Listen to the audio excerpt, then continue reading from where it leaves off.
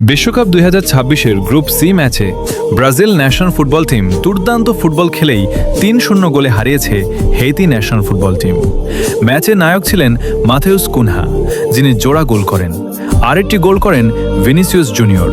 এই জয়ের ফলে ব্রাজিল গ্রুপ সিতে শীর্ষে উঠে এসেছে এবং নকআউট পর্বের পথে বড় পদক্ষেপ নিয়েছে।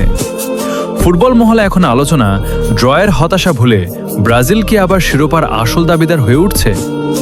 কোচ কার্লো অ্যানসেলোটির কৌশল নিয়ে প্রশ্ন থাকলেও এই জয় দলের আত্মবিশ্বাস অনেক বাড়িয়েছে। সামনে স্কটল্যান্ডের বিপক্ষে ম্যাচে জিতলে ব্রাজিল আরও শক্ত অবস্থানে চলে যাবে।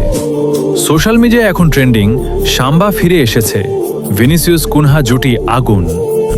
আজ 20 জুন বাংলাদেশ সময় সকাল 6:30টায় ফিলাডেলফিয়ার লিঙ্কন ফাইন্যান্সিয়াল ফিল্ড স্টেডিয়ামে ম্যাচটি অনুষ্ঠিত হয়। প্রথম ম্যাচে মরক্কোর সাথে 1-1 গোলে ড্র করার পর এই ম্যাচে দারুণভাবে ঘুরে দাঁড়িয়েছে সেলেসাওরা। ম্যাচের মূল চমক ও হাইলাইট সমাতাইজ কুনিয়ার জোড়া গোল। চোটের কারণে স্কোয়াডের বাইরে থাকা নেইমারের অনুপস্থিতিতে আক্রমণে নেতৃত্ব দেন 25 বছর বয়সী স্ট্রাইকার মাতাইস কুনিয়া। ম্যাচের 22 ও 35 মিনিটে পরপর দুটি দুর্দান্ত গোল করে দলকে চালকের আসনে বসান তিনি। ভিনিসিয়াস জুনিয়রের জাদু।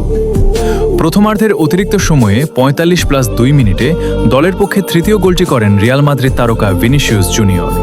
গোল করার পাশাপাশি পুরো ম্যাচে অ্যাসিস্ট ও অসাধারণ ড্রিবলিং স্কিল দেখিয়ে তিনিই ম্যাচের মূল নায়ক হয়ে ওঠেন। নতুন নতুন ভিডিও পেতে চ্যানেলটি সাবস্ক্রাইব করে রাখবেন।